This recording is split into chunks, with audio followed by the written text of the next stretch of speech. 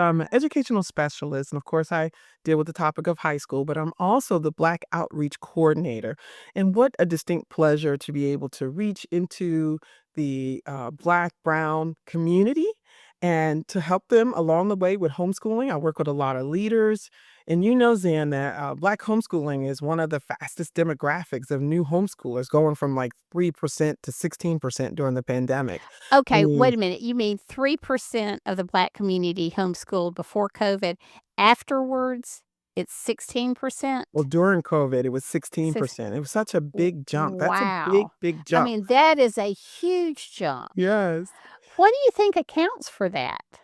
I think the pandemic was an open window, an open door, if you will, for the Black community to see really what was going on in the classroom, what was going on in the school system concerning their children. And so we see so many different reasons why people were homeschooling. It could be because of bullying, it could be because of the whole academic piece, it could be, the heavy discipline on African American boys. We could go on and on down that list.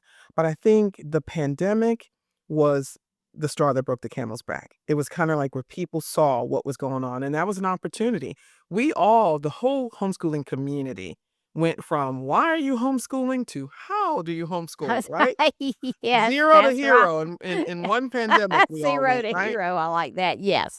Yes, absolutely, So I think that's it, and there have been many who've gone back to school, but many who will never forget and who have never forgotten that homeschooling works, and now homeschooling is in the spotlight now just because of that time. It was a difficult time for the entire nation, but it also was a time where homeschool really flourished, and now there are many people who obviously know it was legal before, right? I have to tell the right. story. When I Yeah, started yeah. homeschooling almost 20 years ago, my husband, who's in law enforcement, said, "Is this legal?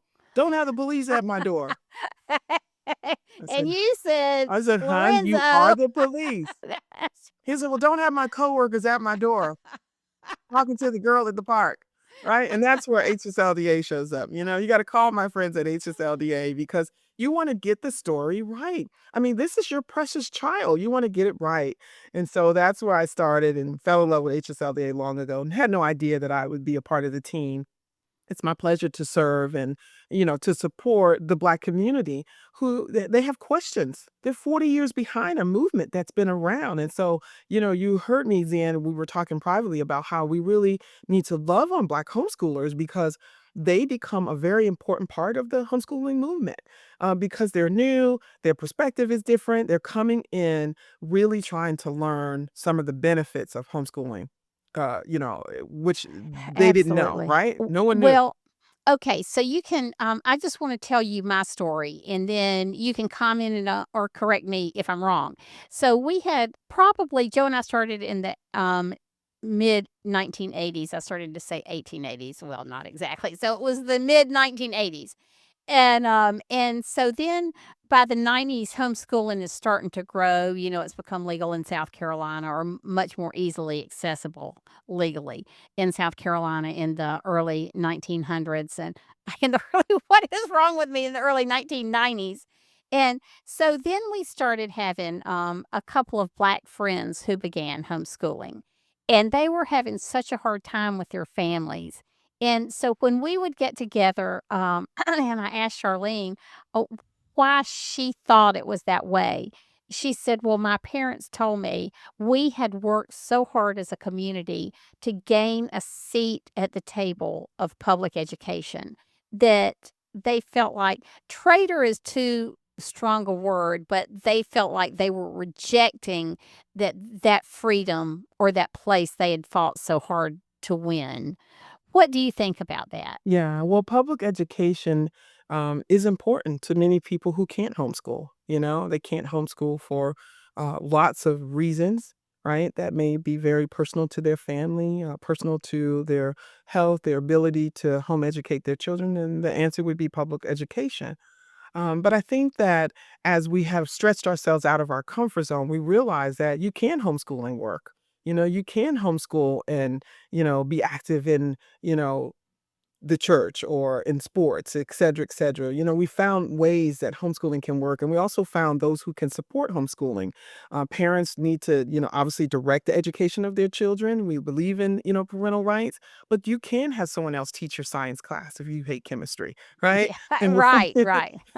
so we're finding ways that it can work, and I think that's what the pandemic did. It helped us lean in to say, how does this work? Now, of course, during the pandemic, that was not homeschooling, okay? We were all on lockdown. That's not Yeah. homeschooling. Yeah, But now that's right. right, but That's right. now that people are seeing what homeschool looks like, how expressful, how homeschoolers are expressed in the community and that we're not having socialization issues. Some homeschoolers are very articulate, right? Well spoken, very connected to their family. In fact, when my kids go to college and they show up at office hours, right?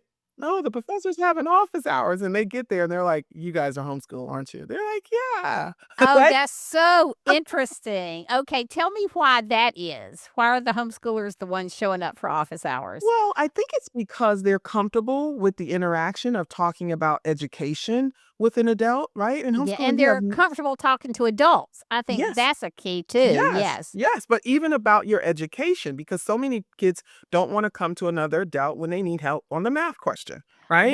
That is yes, that's an excellent point. That So is they so come, in true. homeschooling, we have nothing to lose, nothing to prove. We're after mastery. We're not teaching tests. We're after the mastery.